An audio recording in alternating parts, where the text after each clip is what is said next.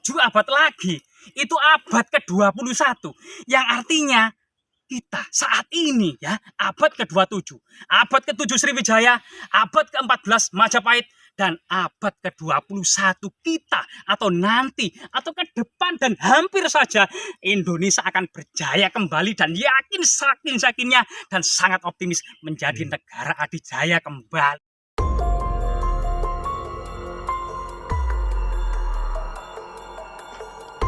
Assalamualaikum warahmatullahi wabarakatuh. Salam Rahayu, salam budaya. Jumpa lagi dengan saya di channel Jejak Manusia.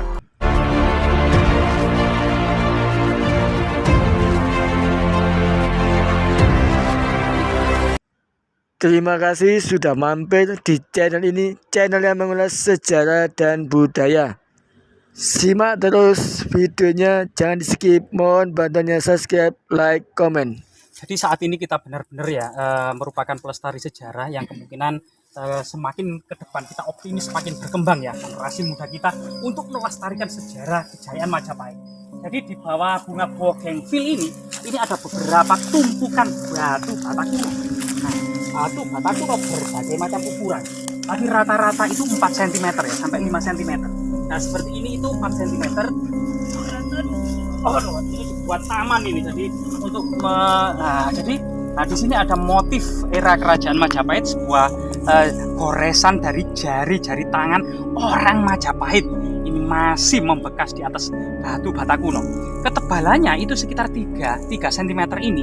Ini dalam kajian batu bata kuno itu merupakan batu bata kuno era kerajaan Majapahit ya, abad ke-13, ke-14, ke-15 sampai ke-16 ya. Nah, ini era-era kerajaan Majapahit.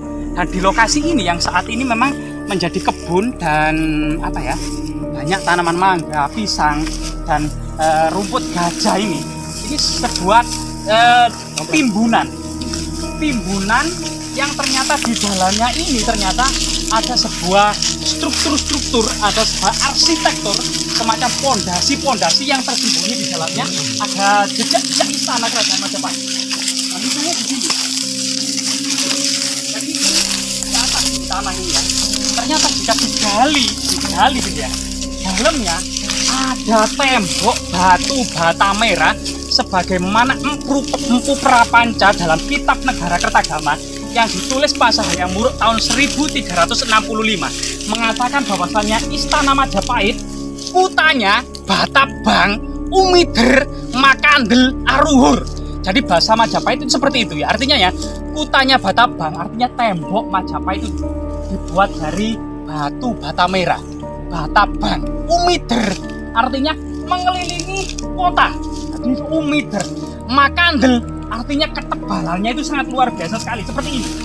Jadi tembok benteng Majapahit itu sangat tebal sekali. Bayangkan ini ketebalannya itu seperti ini ya. Loh, tebal sekali seperti ini, sangat tebal ya antara sini ini. Ini diduga memang salah satu bangunan arsitektur bagian dari tembok istana kerajaan Majapahit dengan ketebalan batu bata merah ini murni masa-masa Majapahit. Selain kemudian dalam kitab Negara Kertagama yang mengatakan kutanya Batabang ini identik dengan situs ini ya, bernama Kuta Girang atau Kuto Girang. Kemungkinan kuta itu juga hubungannya dengan tembok batu bata tadi, kutanya Batabang. Girang itu kemungkinan kesenangan atau kemakmuran ya. Sebagaimana Trowulan itu Caitra Wulan, artinya bulan purnama. Artinya ibu kota Majapahit itu sebuah kota yang terang benderang seperti bulan purnama yang menyinari kegelapan malam. Jadi luar biasa sekali ya. Dan di sini memang bayangkan ini di dalam tanah ya, sekitar terpendam sekitar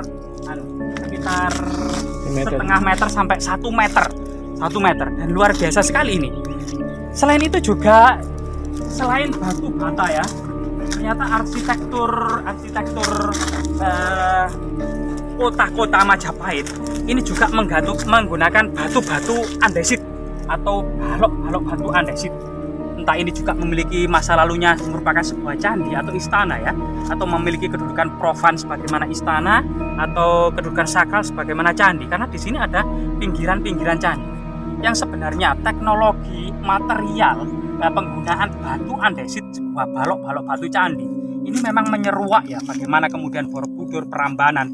Ini salah satu contoh kemegahan dan kemajuan teknologi dalam menggunakan batu andesit.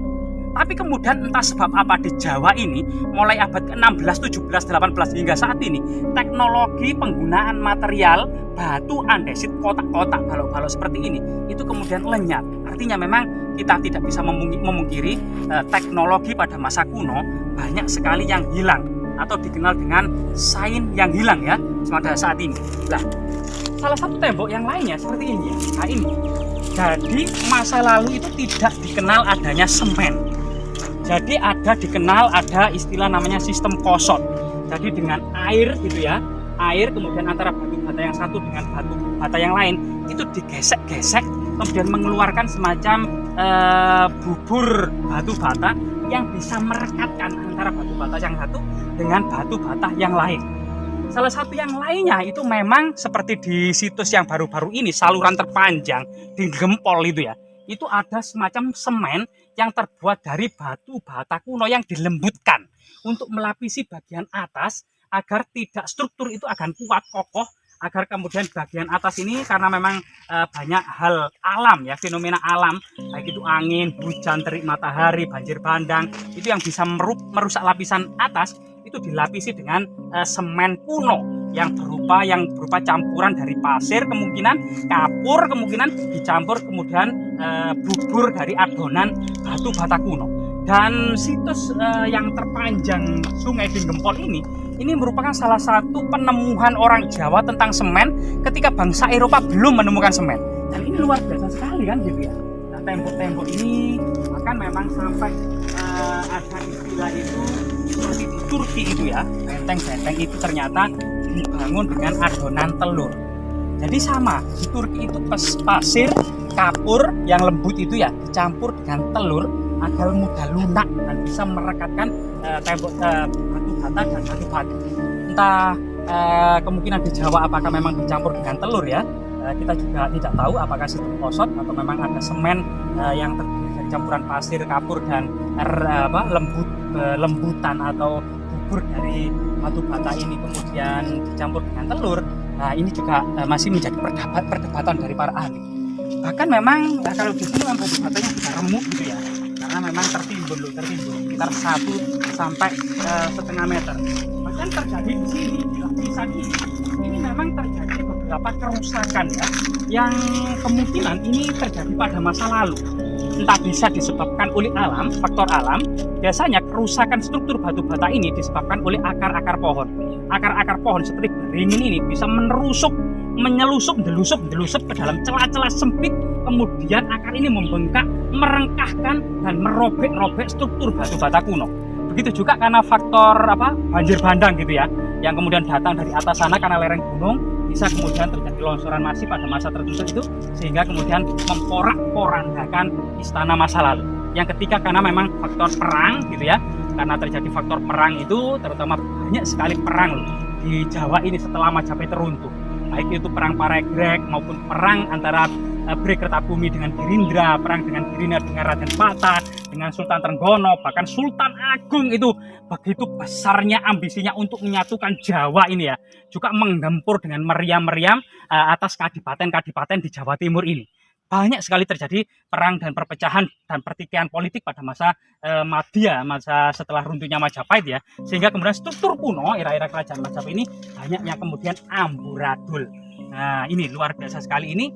Kemudian selain kemudian diduga ini situs ya, itu juga ada beberapa faktor yang lain ya, teknologi kuno pada masa kerajaan Majapahit dengan penggunaan batu bata kuno ini ya. Jadi ketebalannya itu sekitar 3 cm.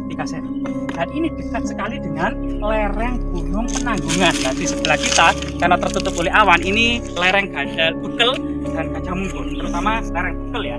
Ada Candi Kendali Sodo, ada Candi Kendali, dan banyak candi-candi eksotis lainnya. Bahkan kisah-kisah itu juga banyak yang memuat cerita panji, kisah terutama Arjuna betapa Arjuna ya. Selain itu juga situs-situs ini berkaitan dengan situs yang lebih kuno lagi, yaitu abad ke-10, yaitu situs Petirtaan Jolotundo. Ini dibangun tahun 977. Artinya bagaimana bisa nenek moyang kita pada masa abad ke-10, ke-11, bahkan Borobudur dan Prambanan itu abad ke-8 Masehi.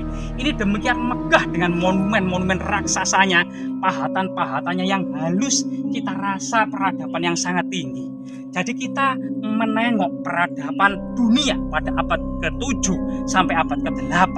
Ternyata di dunia ini cuma ada 3 negara adidaya yang ada di dunia pada waktu itu, abad ke-7 sampai abad ke-8, ketika Eropa dikenal dengan The Dark Ages, yaitu masa kegelapan. Yang pertama adalah dinasti Umayyad yang ada di barat, dan Sriwijaya termasuk Sailendra yang ada di selatan, dan dinasti Tang yang ada di timur. Bahkan ketiganya ini dihubungkan dengan sebuah jalinan perdagangan yang sangat maju dan berkembang pada waktu itu yang dikenal dengan Silk Road atau jalur sutra. Nah, ini merupakan jalur penghubung antara 3 negara adidaya, antara Bani Umayyad di barat, Sriwijaya Sailendra di selatan, dan dinasti Tang di timur. Semoga kemudian negara yang pernah berjaya pada abad ke-7, ternyata 7 tahun kemudian, tepatnya 7 abad kemudian, jadi abad ke-7 ditambah 7 abad, itu adalah abad ke-14 ya. Abad ke-14, yaitu munculnya kemaharajaan Majapahit. Ternyata jika abad ke-14 ditambah 7 abad lagi, itu abad ke-21. Yang artinya kita saat ini ya, abad ke-27, abad ke-7 Sriwijaya, abad ke-14 Majapahit, dan abad ke-21 kita, atau nanti, atau ke depan, dan hampir saja Indonesia akan berjaya kembali, dan yakin saking-sakingnya dan sangat optimis menjadi negara adidaya kembali. Jas merah, jangan sekali-kali melupakan sejarah.